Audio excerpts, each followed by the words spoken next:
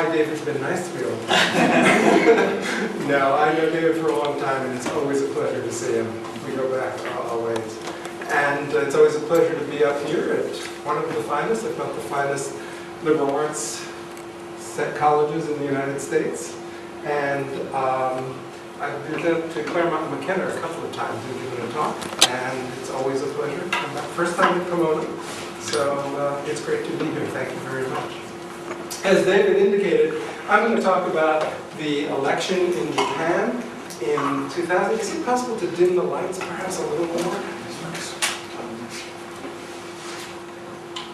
You know, what are you in the dark? I want to see the video. Is that right? Great. Thank you. And thank you, Drew, and the Pacific Basin Institute for inviting me and your hospitality. My wife and I have enjoyed being here today.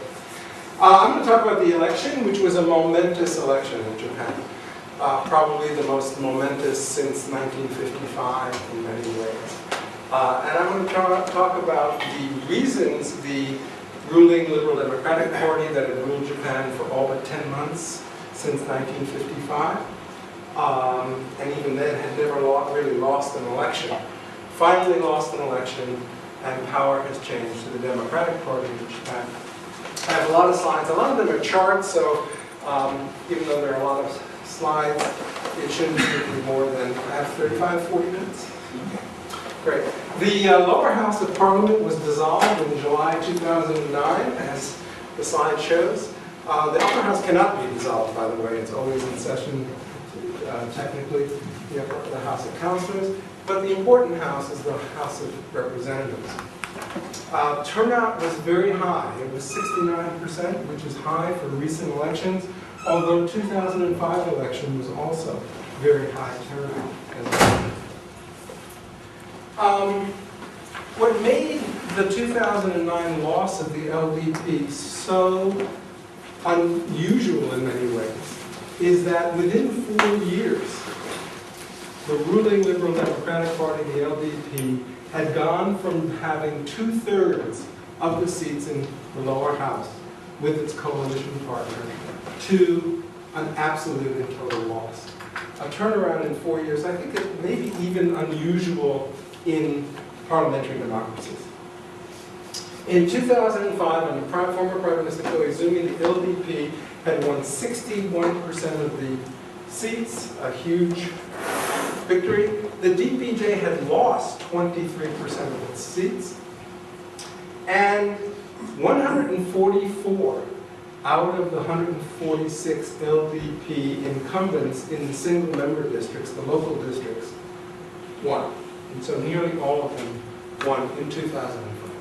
It was a momentous victory, considered such at that time. And by the way, I should explain to those of you who don't know that Japan has a mixed member system with 300 seats in single-member districts, like our House of Representatives, and 180 seats in a proportional representation portion, in which, regional proportional representation, in which voters vote for parties and not candidates. So you have the local, and then you have the proportional representation, both for parties. It's probably one of the most popular electoral systems in the democratic world in the last 20 years. Many countries have switched over to this mixed system. Like who? I'm sorry. I'm sorry. New Zealand had a different format.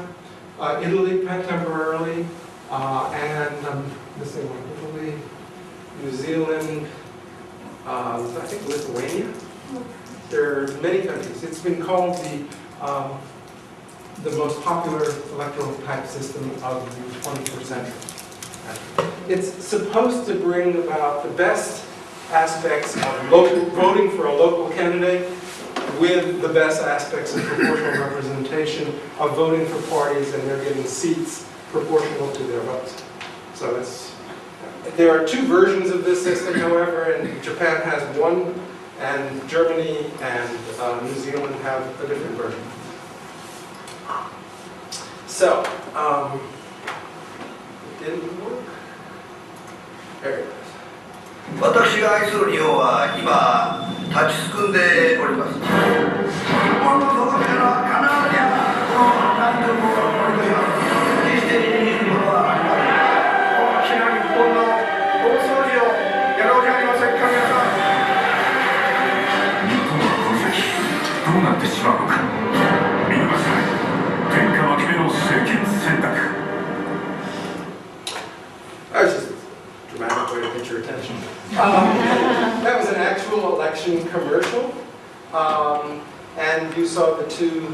main candidates for Prime Minister, Mr. Aso, who lost the election, the leader of the Liberal Democratic Party, and Mr. Hatayama, who is the leader of the Democratic Party, who won. And it was an overwhelming victory. Just to give you some idea of how overwhelming this victory was and how historic. It was the first time the LDP lost an election ever. In 1993, it lost power for 10 months to a coalition of opposition parties after the 93 election. But in fact, the LDP only lost 3 seats in that election from before the election. It was only because a group of its own members of parliament, Diet members, left the party that it lost power, but actually it didn't really lose that election to another party. This is the first time the LDP ever lost an election to a single other party. It was especially ironic and momentous because of the turnaround from the 2005 election. And 60%, almost 2/3 of the incumbent LDP representatives lost their seats. That's a pretty bad loss. To give you an idea of how this looked geographically, the blue is Democratic Party, the red is LDP, and as you can see, except for a few prefectures in Western Japan and one at the top up there, the Aomori, the LDP was soundly defeated throughout the country. You can see the reversal from 2005, all the Japanese parties there. The gray is 2005, the black is 2009, and as you can see, the DPJ, the Democratic Party, essentially just totally reversed the election from 4 years previous. To give you a visual idea of how overwhelming this was, the blue seats are the Democratic Party, the red, the LDP. And with its coalition partners of the 18 seats in yellow, the ruling coalition has 322 seats out of the 480 seat parliament. Again, just reinforcing what a loss this was for the LDP. The blue is the Democratic Party, who won in the single-member districts. 221 out of the 300 seats went to the Democratic Party. And in proportional representation, the LDP only survived because you can be revived. It's sometimes called the zombies. Representatives who lose in the single-member district can still be listed on the PR portion and still win a seat. I won't go into the details of how that's done. And they are really, the LDP loss would have been even greater had this been only a single-member district. As it turned out, 180 of the 187 representatives who lost, didn't win anything, didn't come back even in PR, were from the LDP. Some of their major party leaders lost this election. The former prime minister lost. Former faction leader lost. Former high-ranking executives of the LDP, former cabinet members, all lost their single-member district seats, and some actually lost everything. I love this cartoon, for those of you who know sumo. The LDP won only 64 single-member district seats, and it could have been an awful lot worse, because 1/5 of those candidates only won by 2% of the vote. So with a small change of vote in the direction of the DPJ, the LDP might have lost even greater. So to explain, how do we explain this? Some people are going to say, well, the Japanese had an electoral reform in 1994, and this is only, the delayed response to the new electoral system. Other people will say, well, the LDP was just worn out and it gradually lost its momentum, and it was just time for a change. I don't think either one of these can explain what happened. And there's a very simple reason for that, and that is the LDP, in fact, had increased its vote in every election since the electoral reform, up until 2009, and had made adaptations to the new electoral system. So it shouldn't necessarily have lost just with an explanation of the new electoral system. You can see one of the things that happened is that the LDP, again, just to illustrate, actually increased its share of the vote every election until 2009, and that's the grade. It won a majority of seats every election until 2009. Its party organization adapted to the new electoral system. For those of you who know what Koenkai are, it is the personal support organizations of individual LDP candidates. And it was still very useful, even after the electoral reform, in mobilizing a so-called personal vote as opposed to a party vote. Its policy specialists, or so-called zokugin, were still useful for policymaking. And even though factions were weakened substantially by the electoral reform, this gave the Prime Minister, the LDP Prime Minister, more influence in the party and government. The LDP further adapted by changing the way it allocated pork and subsidies. The chart on the left is before the election, the reform in 1990, and the LDP used to give subsidies to the districts that voted most favorably for the LDP. After electoral reform, it changed, and it gave subsidies more to those districts that were marginal or where LDP candidates were having trouble, which is what you should do in a single-member district system. The LDP, which had always relied on the rural areas and the malapportioned vote, in those areas, became more of an urban party, which was much more along the lines of socioeconomic change. As you can see, by 2005, the LDP median for urbanness of its constituencies was almost up to the average for the Diet as a whole. And the new party system and the new electoral system made policy issues and party leader image much more important than it used to be before reform. There was now one representative from districts instead of multiple. Districts now encompass more of a cross-section of the population. And this all made policy and the image of the party and the image of the party leader much more important. Television, whose influence could be seen starting in 1983 actually, in elections, was becoming increasingly important. And again, as in all democratic countries, television increases the importance of the personal image of the party leader. Koizumi understood this and won his huge electoral victory in 2005, concentrating on his image and a policy issue. So, I think the only way you can explain what happened in Japan in 2009 is to a combination of long-term and short-term factors. Here are some of the long-term factors, and I'll go into detail on a lot of them. You had growing urban migration and urban resentment against all the pork barrel politics the LDP had used to maintain its support in the rural areas. At the same time, you have declining rural and farm population. You have a decade-long recession. Institutionally, you have the decline of the base for the LDP, which I'll go into in more detail in a few minutes.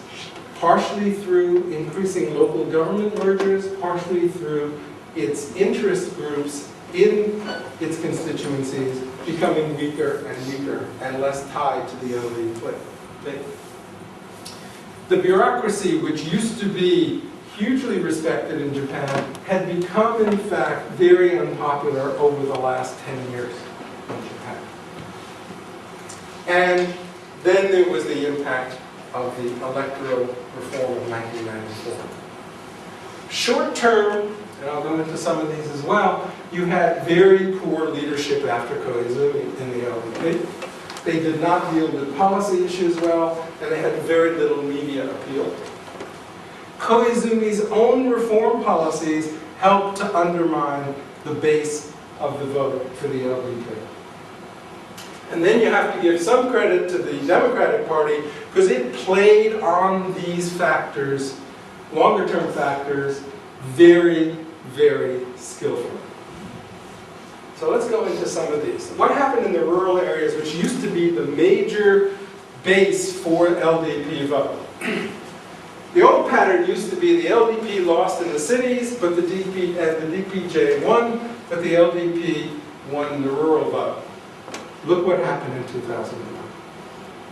The DPJ went back to sweeping the cities as it did before Koizumi in 2005. And it also beat the LDP for the first time in the rural areas. This was unprecedented. You can see this graphically in these bar charts. The red is the LDP, the blue is the DPJ. This is the 1/3 most urban districts. And as you can see, except for 2005, the DPJ did very well, increasingly well, in the urban areas. And in 2009, it came back to take almost all of it. These are the mixed districts. These are in between the most urban districts and the most rural districts. And again, you can see the DPJ never did very well here until 2009. It was always an LDP stronghold. And then if you look at the rural, the 100 most rural of the 300 districts in Japan, you can see what a unprecedented victory the DPJ won in these rural districts. Why did it lose the countryside after all these years? Well, part of it is simply LDP policy itself undermined its own base. Koizumi made postal privatization a major issue in 2005 in the breakup of the old postal system, which, by the way, was the richest financial system in the world, with over $1 trillion in assets, because it also has postal savings. Postmasters had been one of the major interest groups in the LDP because they would go out and mobilize the vote in rural areas for LDP candidates. Construction work. Koizumi cut back on pork barrel. This really hurt the construction companies. And they became alienated from the LDP. On agricultural policy, I'll talk about that in a minute. And what made it safe for rural voters to vote for the first time for the DPJ was that the Democrats were not like the old socialists. They weren't Marxist. This is a center-left party. Some of its members are actually former conservatives. So it's a safe alternative for the first time to vote against their erstwhile party, the LDP. Koizumi's policies and the recession further increased economic inequality in Japan. And this became a major issue in Japan, economic inequality for the first time in the post-war period. That also, and it was the rural districts that were most becoming poorer and poorer while the urban areas were becoming richer. And finally, there's local government merger. This was a policy of the LDP in the 2000s to make local government more efficient, especially in rural small towns and villages, amalgamate them to reduce the number of local governments in Japan and thus reduce the number of the expenditures on local governments in Japan. It turned out it also reduced the number of local LDP potential diet candidates. Because most of the LDP candidates for the national diet were local politicians at one time. It's what Ethan China has called quality candidates. Quality not because they were better people, by no means, but because they were veteran local politicians, they already had name recognition, and they tended to win more often than the non-formal local candidates. And you can see this. This is a chart of where local, it's kind of a complicated chart, so just let me quickly explain it. The dotted line on the left is the LDP districts, And this is the ones on the bottom. This is the margin in the 2000 lower house election for LDP candidates. And on the right is the change in the number of municipalities. What this shows very clearly is that the districts in which the LDP did best in the 2000 election were also the districts that had the most change in local governments through amalgamation from 2000 to 2006. In other words, the LDP's own local government merger policies very much hurt the stronghold of the party. Agriculture. Government policy was to try and rationalize agriculture, which has always been the great thorn in Japan's side in multilateral negotiations. It cannot make concessions on agriculture, so therefore it cannot engage in free trade agreements with many countries. In order to eventually solve this problem over the long term and allow Japan to make concessions in the WTO, World Trade Organization, the LDP came up with a policy to rationalize agriculture by giving subsidies, but more subsidies to larger farms and less to smaller farms. Eventually, this was going to rationalize agriculture, incentives to amalgamate farms, and also allow Japan to do away completely with its agricultural tariffs and quotas. The only place Japan actually still has tariffs and quotas, by subsidizing agriculture directly instead. This was very unpopular with small farmers because they were not getting as much as the large farmers. Secondly, the DPJ targeted these farmers in the 2007 House of Councils election and the 2009 Diet election. So it took advantage of the dissatisfaction of the farmers. And this is just a chart that shows the disaffection with the LDP begins in 2003.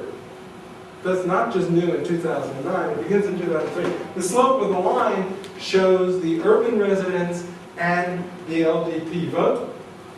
And as you can see, starting in 2003, the line becomes almost parallel, which indicates not much difference between the urban and the rural residents in terms of support for the LDP.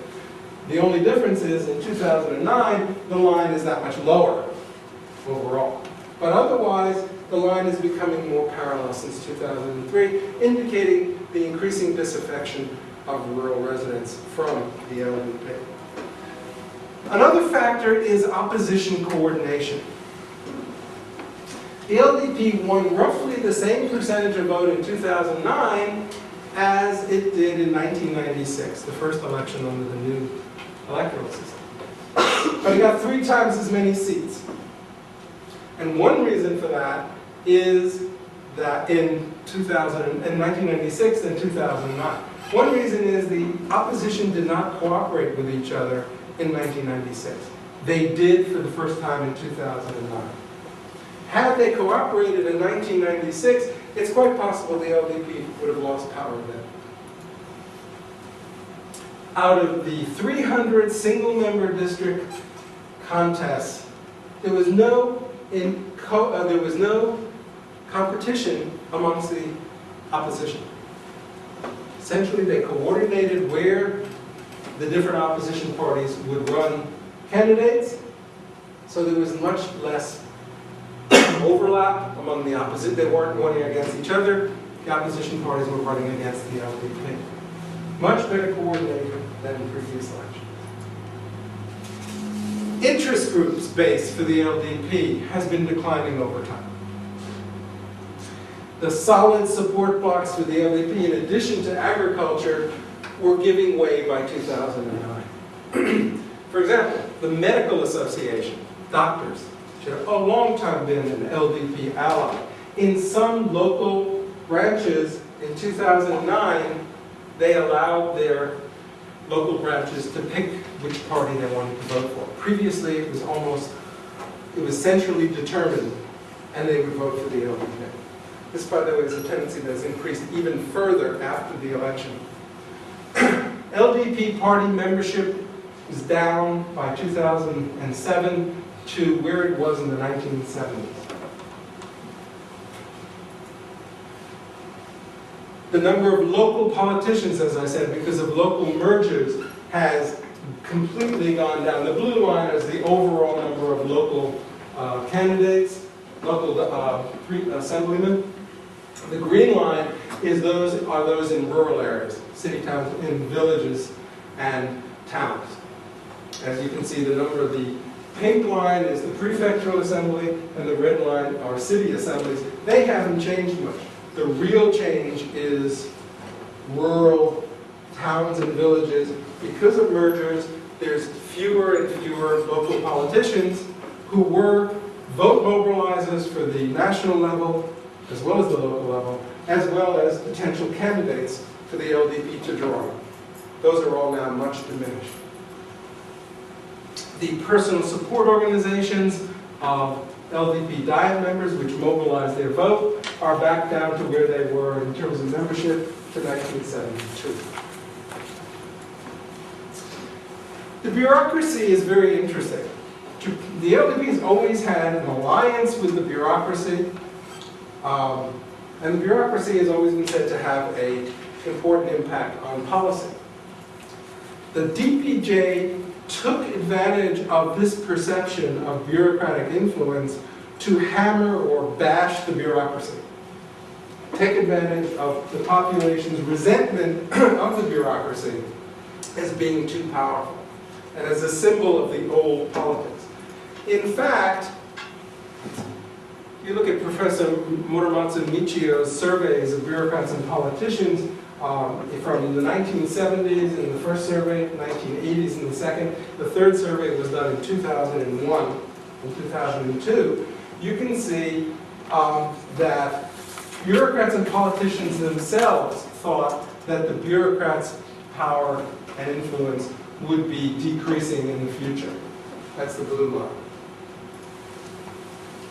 When asked if there's a conflict between the high-ranking bureaucrats, the party to which the minister belongs, and an organization closely connected with your ministry, and there's different opinions, whose opinion will the minister place the greatest importance? And you see that blue line going straight up? The Minister of State himself. In other words, even before the DPJ took power, even before the height of Koizumi's power, the bureaucracy's influence had decreased, the cabinet and the party's politicians' influence had increased. But the public did not catch that. And so even though it wasn't true that the bureaucrats still had an awful lot of power by 2009, their power had been decreasing, the DPJ made bureaucrat bashing a major issue, and it sold and was very popular among voters. And then we have electoral reform consequences. Black is the percentage of the single-member district vote of the two parties, and the gray is the percent of single-member district seats. As you can see, as a result of this electoral reform, over time, Japan developed essentially mostly a two-party system. Not completely, because of the PR portion. But more and more votes and seats were now going to the two largest parties. The LDP, the governing party, and the upstart DPJ over time. Voters simultaneously became more volatile.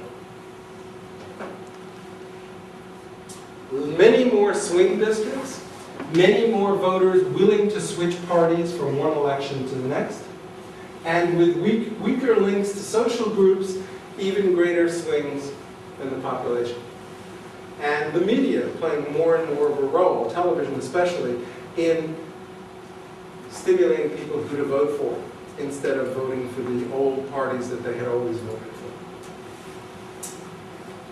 In single-member districts, as in the U.S. House of Representatives elections, there's also a huge bonus to the party that wins the more votes than the other. Look at the difference here. In 2005, the DPJ won only 18%, where am I? 34% of the vote, and I can't see this close. Sorry, 34% of the vote and 47% of the vote in 2009. So there was an increase of essentially 13% more vote that the DPJ, the Democrats, got in 2009 than 2004. Look how many more seats they have. 66% more seats, with 13% more votes. Unless you think that this is unusual, it happens in every majoritarian system with single-member district voting, including the United States. So you can get a large increase in number of seats with a small increase in the vote. As you can see, the DPJ consistently increased the number of votes they got. They never even really lost in 2005. They lost percent of vote, but they did not lose percent of seats. 2009, however, they won big in both. And finally, there's the incompetent LD, short-term factor of LDP prime ministers. I was absolutely struck by the similarity in expressions on this picture. I don't know about you, but not to imply that the last three prime ministers in Japan were like the Three Stooges. Not to imply that at all. But actually, in fact, none of them were very competent. It wouldn't have mattered in previous times had not all these other factors been in play. But every one of them was plagued by either cabinet scandals, lack of attention to or poor handling of domestic policy issues, which were now much more important, poor media image, tendency prone to gaffes, and the LDP by 2009 was very largely made up of politicians who were hereditary politicians. Some of them, like these prime ministers, third, fourth generation prime ministers or politicians. And the LDP made that an issue as well. It gave the impression that the LDP was going back to its pre-reform nature, which did not sit well with the voters. Is that your picture or theirs? Your juxtaposition or theirs? This, oh, that's mine. Now, I don't think they would know who the Three Stooges were, and I don't think they would have juxtaposed them. But I was just struck by, as I said, the similarity of facial expression. And it's making my point, which is these guys were not very skillful politicians and leaders. So the paradox was that the LDP party organization and adaptations to the new electoral system were enough to keep it in power for 15 years beyond electoral reform, and to keep it, at least as a party, even in 2009. But without more popular leaders and policies in the post-reform age, it wasn't enough with the longer-term factors and the DPJs taking advantage of them to stay in power in 2009. So, do you want to stop there and Jen will just handle questions, or should I go into the implications as well? Go on the implications. Implications as well? Is that okay? Very quickly, who are they? This is what I'm just going to deal with. I love that cartoon also. Katayama surfing the waves with the LDP boat collapsing. There is a myth abroad, especially in the media, that they're just this weird collection of former conservatives and former socialists, which they are in part. But in fact, that's only a small minority of the party. The overwhelming majority of the DPJ were lifelong members of the DPJ. That is, they did not win election under any other party label except the Democratic Party after it was formed in 1996. So it's pretty much not just a motley collection of other parties' refugees, but in fact, it has its own identity. Almost half of them were elected for the first time. So it's a very young party with very little policy experience. 100 of them were personally recruited and trained by the Secretary General of the party, the very controversial Ozawa Ichiro. which may explain one reason why, despite the fact that 74% of the Japanese public would like to see him resign because of a land scandal, he clings to power because he has a very large personal following within the party as the person who essentially got 100 of these new Diet members elected. You can see the breakdown here of where they came from, and 13% are women. They're fairly much a center-left party. They're very much, I'd like to compare them to more like social democrats in Europe, to a large extent on policies, with some exceptions. They are very big on reducing government waste and spending less on dams and roads, and want to use that money saved for social welfare policies. These are some of their policies. This one, the top one, just passed recently. A subsidy to all persons with children up until age 13. This is in part, I think, to encourage higher birth rates in Japan, because, as you know, Japan has a declining population problem. They want to free the toll roads, make toll roads free. This is a total contradiction to their policy of reducing global emissions, climate emissions by 25% by 2020 or 2025. People have pointed out this total contradiction to them, and we'll see if they actually free up all the toll roads. They also want to cut the gasoline taxes. Again, total contradiction to their environmental policy. Scholarships for college students, free high school education. Japan is one of the few OECD countries, I think one of the only 2 or 3, that does not have free high school education. Fix the pension system, which is broken. The previous administration have lost, LDP administrations have lost something like 50 million pension records. And more money for poor monks. They're very big on social welfare, cutting taxes, etc. How they're going to do that and provide the money for social welfare when Japan has the highest debt of any industrialized nation, almost twice the GDP, is another question for the DPJ. On foreign policy, they are strongly committed to the US-Japan alliance, but they want modifications to it. Most especially, you probably read about the Futenma base issue in Okinawa. Well, we can talk about that if you'd like. And they're more in favor of a nuclear-free Northeast Asia. We can expect in the future fewer symbolic irritants with neighbor China, in part because they've already pledged not to go to Yasukuni Shrine, which was a major symbolic irritant, and also because the DPJ is Hatayama talks about more and more UI, or friendship, and an East Asian community of moving closer politically and economically to China than the LDP administration in the past.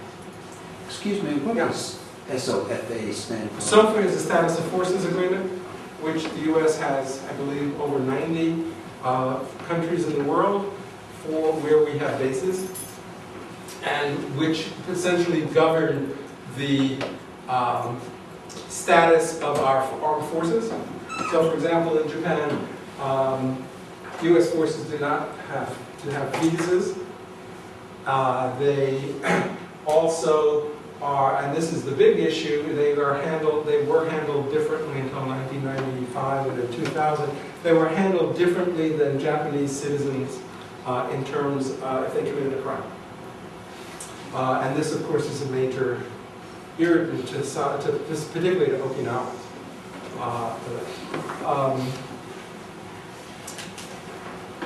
So, for example, originally before '95, in the rape of a 12-year-old by 3 U.S. servicemen, if you committed even a major crime in Okinawa, for example, you were a U.S. service person, you would not be handed over to the police until you were indicted. But of course, the police couldn't interview you therefore, and therefore it was difficult to get an indictment. It was kind of a catch-22. The reason this is particularly, every status of forces agreement is negotiated separately with different countries, and they differ. So for example, Germany has different conditions for status of forces agreement than Japan. Many of them secret, by the way. So the other reason this is a particular irritant in Japan, of course, is because of the unequal treaties of the 19th century where imperialist powers imposed extraterritoriality on Asian countries, which meant that they couldn't be tried in their local courts. And so, and of course, this didn't end until the 1890s in Japan, and not until 1943 in the case of China. So this is a particular, more volatile issue of how U.S. service personnel are treated in terms of the courts in Asia than it would be in Europe, for example. The election issues were really fought about pension reform and the economy and to some extent declining fertility, not about foreign policy, however. And some of the things that DPJ is trying to do on foreign policy, like the handling of the September base, is not even supported by the majority of Japanese. So one does wonder why they are doing some of the things they're doing. Bureaucrat bashing, as I said, gave them votes, but has long-term consequences. Eventually, it demoralizes the bureaucracy. It could lead to bureaucratic resistance to cooperation with the ruling party. In the long term, it almost inevitably is going to result in a decline in the quality of Japanese bureaucrats. Why would you possibly, today, if you were a bright young person, graduate from Tokyo University, go into the bureaucracy, as many did in the past? You know, the bureaucrats no longer have the prestige. They're constantly being bashed in the media. The DPJ is doing away with amakudari, or descent from heaven, which gave you very lucrative employment after you retired at the age of 55 or so. So in effect, it was deferred compensation for not great salary or living conditions until you were 55 as a bureaucrat. That's gone. The pensions haven't been increased as a result. The age at which you retire from the bureaucracy is informally being stretched out over time, but it also means that the longer older bureaucrats stay in the system because they don't have amakudari anymore, the fewer positions are open for young people to go into the bureaucracy. So you're almost definitely talking about a decline of bureaucratic quality over time, and unless Japan does something about that, this could be a major problem in the future. One thing that's already occurring is what I call the Westminsterization of Japan, and that is both parties, the DPJ in government now and the LDP in opposition, are centralizing their party structures. The DPJ, quite consciously, is an emulation of Britain, I think. They, in my personal opinion, and we can talk about this, the DPJ has managed to centralize the party enough so that it now has ministerial government, with most major decisions taking place in the cabinet. It does not yet have cabinet government. That is, it can't seem to get a consensus within the cabinet so that all the ministers are talking with the same policy voice. And there have been many issues, including Futenma, in which different ministers are saying totally different things, which is also the sign of a weak prime minister who cannot get consensus within his own cabinet. So decision-making has been centralized to the cabinet, but the cabinet hasn't quite gotten cohesion yet under a strong prime ministerial leader. What about the LDP? Well, it's a rump. It's a rural rump. The people left are from the most rural districts of Japan. They're mostly hereditary, old-fashioned politicians. Most of them are older. They're there because they have strong personal support, but not necessarily for the party.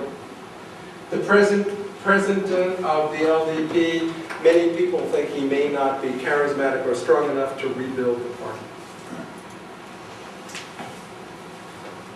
People talk about a party reorganization in Japan in which the LDP splits, the DPJ splits, and the whole party organization is reformulated. It's unlikely, in fact, to occur, I think, because you've got very few positions open in the DPJ. Right? I mean, there are just not that many constituencies in which somebody leaving the LDP is going to be able to be nominated by the DPJ. The LDP could split into urban and rural parties, but there's not many urban people left. So where's the split?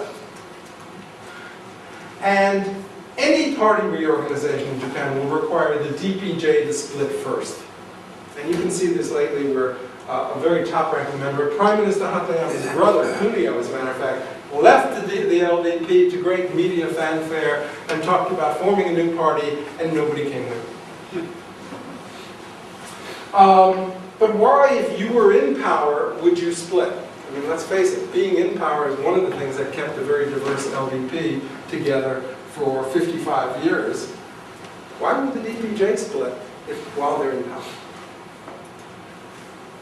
So the real significance of the 2009 election is that the game has changed forever. More significant than the DPJ won is that the LDP lost for the first time. It doesn't matter who they lost to in many ways. It is unlikely that any party is going to establish long-term dominance over the electoral system in the future. Voters are too swingy, too volatile. Even now, the DPJ has been in office for less than a year, and already its popularity and support rating for Hatayama has gone down from over 70% to below 50%. Given the fact that the strategy of Secretary General Ozawa of the DPJ is to decouple the LDP's traditional support bases in the rural areas, among farmers, among dentists, among doctors, and is doing a pretty good job of doing that. You're seeing more and more interest groups that were formerly loyal to the LDP now saying they're going to be neutral or support the DPJ. That implies a much more volatile base of voters as well in the future. So it's unlikely any party is going to establish another dominance for even 20 or 30 years, much less 55. And then there's the prospect of one more electoral reform. This is in the DPJ's manifesto, or platform, which it has devoted much attention and time to trying to realize, even though many of the platform planks are contradictory. One of these things it says is to reduce the number of diet seats and eliminate the proportional representation seats from 180 to 100. This will make the swings of the majoritarian single-member district even greater. But we don't know if they're going to follow through or not. Okay, let's open it up to questions.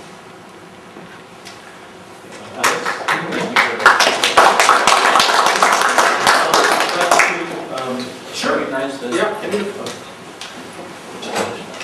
Questions on the explanation or implications of the DPJ? Yes. You've mentioned the ineptitude, if that's a word, of the leadership. But the one word I haven't heard you mention is corruption. I think corruption is almost synonymous with politics. And in any country. Yeah. So, I mean, we after all don't have that problem. Of course. Yeah, actually, if you look at the business leaders who operate in different countries of the world, and you look at the polls that the Economist does on the most corrupt countries in the world, Japan comes in right below the U.S. as I think 25th or 26th or 23rd or 24th, something like that. So in fact, business leaders who operate in these countries do not see Japan as particularly corrupt compared to most countries in the world. You want to compare them to Scandinavian countries, which always come up on top as the least corrupt, sure. You know, and then you can compare Chicago to Seattle in terms of local government as well. But with the Scandinavian influence in Seattle. Yes. I wasn't thinking so much about their position in world corruption, but the extent to which voters saw the LDP as a corrupt organization. I think very much like the seeing the bureaucracy as being so influential, that was a very important factor in voters' views. But how much it was truer now than it was before. I actually think there's much less political corruption in Japan now, since the electoral reform, than there was before. Among other reasons is that the new finance law that went into effect with the electoral reform has been vigorously enforced by the police. And that's why, and I think that's a huge difference than previously. And so I actually think there's probably far less political corruption in Japan now than there was in 1990, for example. But the public doesn't perceive it. And every time you get a scandal, whether the person is indicted or not, like Ozawa's land scandal, 4 of his secretaries were indicted, but he wasn't. Special prosecutor could not find enough evidence to indict him. But 74% of the public wants him out because they perceive him as corrupt. He was previously a top LDP politician who suddenly was reborn as a reformer in 1993, and he used to be one of the lieutenants to Mr. Kanemata, the Secretary General of the LDP, who was the guy who had $50 million in gold bars in his office and was indicted. So, I mean, and then he became a reformer. People don't believe it, essentially. They still believe, and they still see the LDP as the corrupt party that it was up until, I think, the 1990s. I don't think it's anywhere near as corrupt as it used to be. I've often thought the 10,000 yen note is the highest denomination of currency. It is, unless you have gold bars. That's right. I didn't know about gold bars. In your office drawer, just sitting around your office, which Kanemata did. But I remember when Tanaka Kakue was bribed once, and they had a video of people bringing boxes of cash up to his car. Yeah. They couldn't do that if they had larger denominations. Well, let's put it this way. Kanemata was a lieutenant to Takeshita, who was a descendant of the faction from Tanaka, and Ozawa was a lieutenant to Kanemata. So again, there may be good reason why people don't believe Ozawa, given his history, is clean. But the point is that I think in general there's far less corruption today than there used to be in Japan. In part because of as I said, the funding finance law, which makes it much more transparent of who you give money to. It is no longer legal to give money to factions, for example, in the LDP. You have to give it to the party, one level or another. And the police seem to be much more adept and serious about prosecuting political crime. It looks like the two-party system is much more clearly in the picture, but I wonder what's happening is much more the individualization of the politicians. If the strong prime minister like Koizumi, people would vote for him, and Hatoyama, although he may not be the most attractive candidate, he's younger, much younger than Aso, and so people are voting for... Aso was far more energetic than Hatayama, I think. Hatayama is younger than Aso, but Aso was a pretty energetic guy, and also originally started out with a decent media image. In fact, all of these prime ministers, Abe started out with 60% popularity. So did Fukuda, so did Aso. And within a year, they were all down below 40%, some even lower. So media management has become much more important. And what you call individuation, I think, is what I call, if I'm not mistaken, the same thing. We're talking about the image, the personal image of the party leader and the prime minister or the chief opposition leader. In every democratic country of the world in recent years, because of the influence of television, the image of the party, and particularly the image of the party leader, has become much more important determinant of vote. In Britain, it's called presidentialization of politics. For example, Tony Blair. Media image of the party leader is now far more important. So, personal popularity of the party leader is now one of the major swings in determinants of vote. I agree. Your Koizumi Jr. is coming to life. Yeah, he's quite handsome and has hair. I sometimes show my class a video the BBC did in 1980. It's called Politics in Japan, Half a Century. Okay. Because the saying was the LDP would rule, half an eternity. The LDP would rule for half an eternity, which appeared to be true in 1980. And they chose 2 young politicians to interview and to follow around in that video. One was somebody named Kato Koichiro, who is was an LDP faction leader, and the other was a guy named Koizumi. And he didn't have the hair. And he speaks English in the video as well. It's just fascinating, to show the classes who associate Koizumi's images in a particular way. What does this portend in terms of the ability of the BJP to actually, or DPJ, to govern and to take the kinds of policy initiatives that could get Japan out of what at least is widely perceived in the West to be its doldrums? Not good. Next question. They haven't shown themselves terribly competent, shall we say, at maintaining their popularity, or even in policy skill in some ways. As I pointed out, there's huge contradictions in their platform, in their policies. And instead of just saying, okay guys, we told you in the manifesto that we wanted to reduce toll roads and or eliminate toll roads and make all the highways free, you know what? This really contradicts with our commitment to environmental policy, and besides, the public isn't showing great support for it, so we're going to just quietly drop it. They seem absolutely intent on fulfilling everything in their manifesto, no matter what the consequences or how popular it is. Okay. The handling of the Futenma base issue is one example, I think, of very poor policy leadership on the part of Hakayama. I'm not biased in favor of the LDP or the DPJ, but, and as you saw, I think the three stooges of the LDP were pretty bad.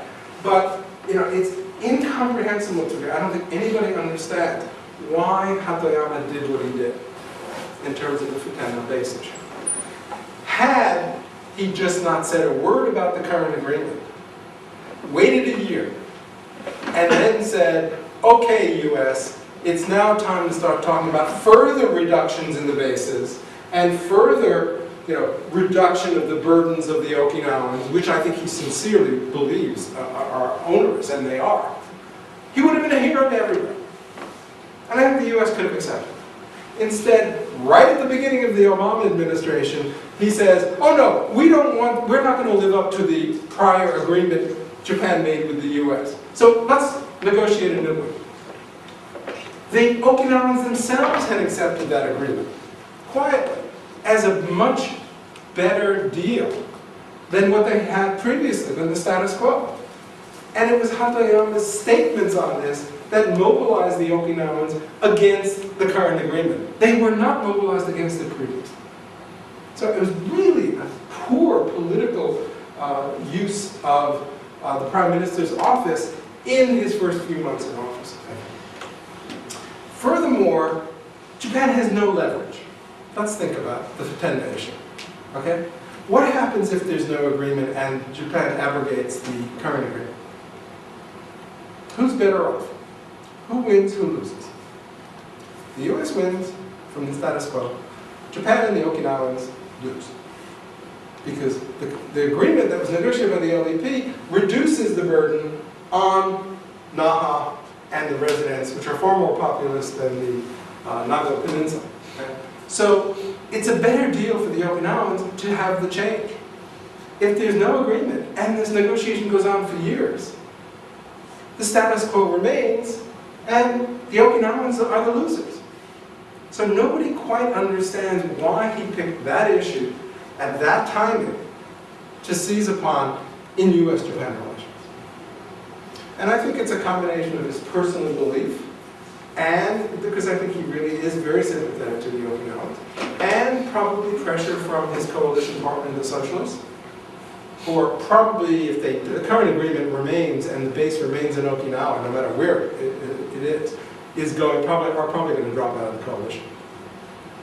Because they've staked their little existence of 4% of the seats or 3% or whatever on this issue.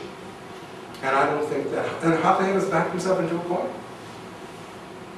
So my personal prediction is that if the current agreement stands, even if there's a few bones thrown to face-saving devices by the US to Hatoyama, that in fact